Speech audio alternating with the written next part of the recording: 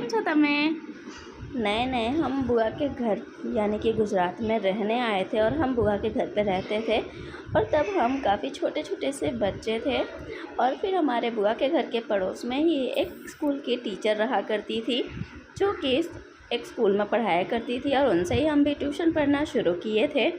और नवरात्रि का टाइम चल रहा था और तभी उन्होंने हमें खाने पर बुलाया। हमारी बुआ की लड़कियां भी थी और हम भी थे।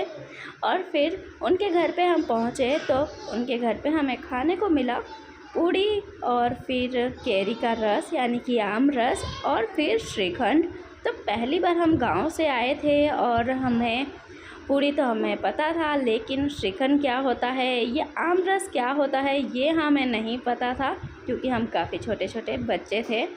और फिर यहाँ पर पूड़ी और श्रीखंड और आम रस जब हमने खाया तो मज़ा ही आ गया। तब से ये ठंडा ठंडा मीठा मीठा श्रीखंड फेवरेट है और मेरे छोटे भाइयों का भी फेवरेट है ये। तो जब भी मैंने अभी दही जमाया ही था तो सोचा कि चलो इसी का श्रीखंड बना लेते हैं, अब कौन जाए दुकान पर लेने।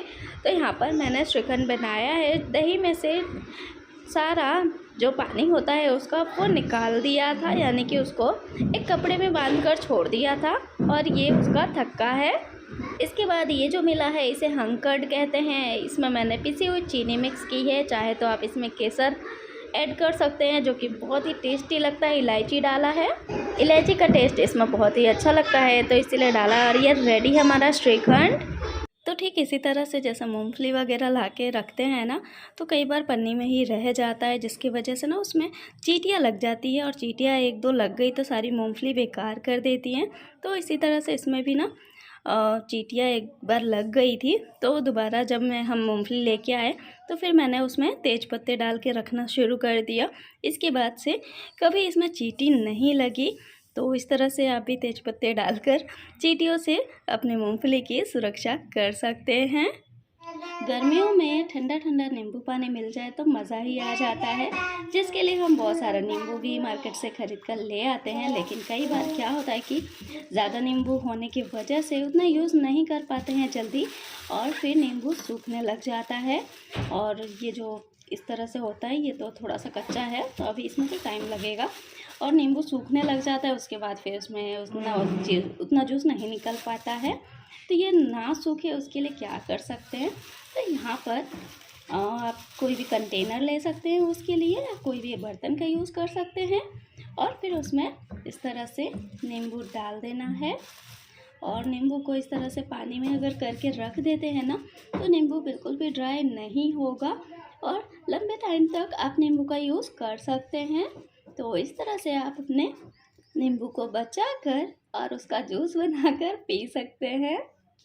तो जब भी इस तरह का घी वाला कोई भी बर्तन हो, या फिर डब्बा हो, या फिर स्टील का डब्बा हो, या ऑयल वाला कोई भी डब्बा होता है, तो वो जब ऑयल या घी ख़त्म हो जाता है तो उसे धोना होता है। तो जो घी का डब्बे होते हैं उसमें नीचे ना घी लगे हुए रह जाते हैं, और उसे अगर ऐसे ही वॉश करो तो फिर उसमें बहुत ज़्यादा ना वो ऑयली चिपचिपा सा लगता है वॉश करने में, और वो सही से वॉश भी नहीं होता।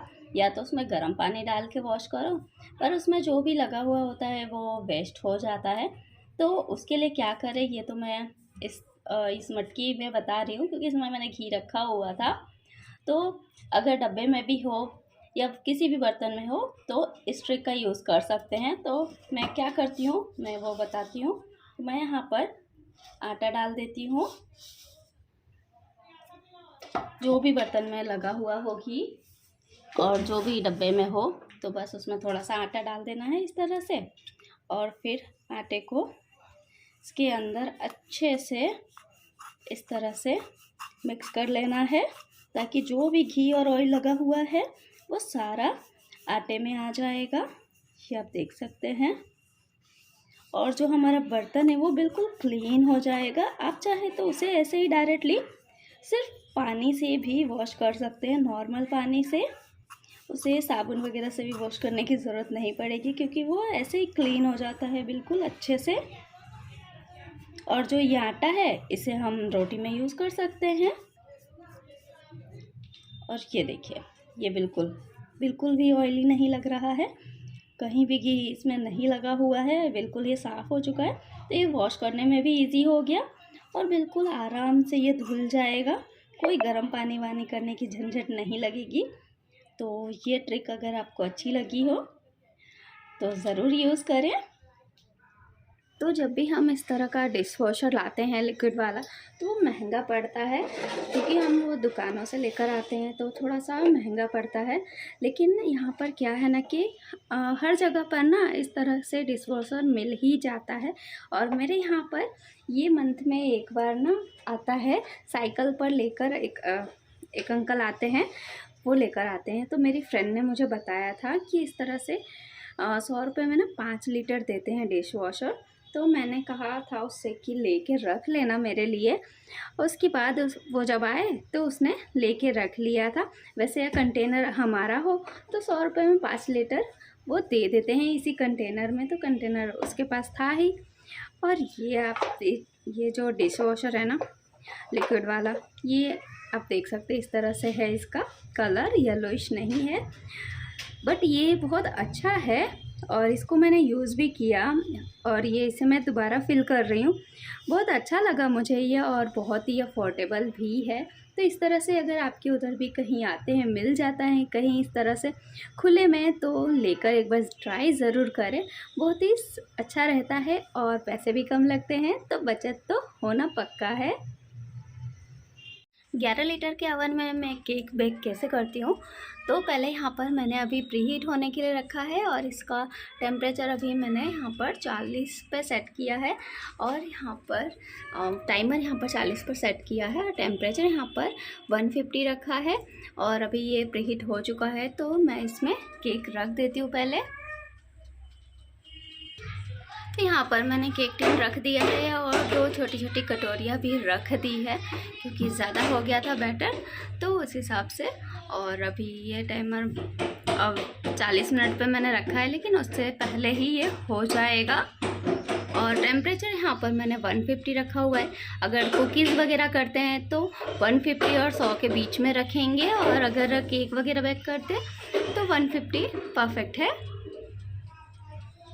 तो ये वाला जो केक बनाए थे वो वीडियो बनाने का मौका ही नहीं मिला, पहले ही ख़त्म हो गया, तो मैंने दोबारा से बेक किया है।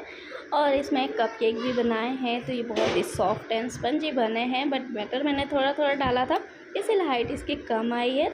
तो आपको भी जब भी मौका मिले श्रीखंड पूरी और आमरस पूरी ज़रूर ट्राई करें। बहुत ही ज़बरदस्त मज़ा आ जाएगा खाकर, और आपका भी फेवरेट हो जाएगा। तो ये जो दोनों कबूतर है ना, ये रोज़ आते हैं यहाँ पर, और मैं यहाँ पर बाजरा डालती हूँ तो वही खाने और ये 2 ही कबूतर आते हैं और गिलहरी आती है और इसमें पानी रहता है। तो अभी के लिए बस इतना ही। Thanks for watching.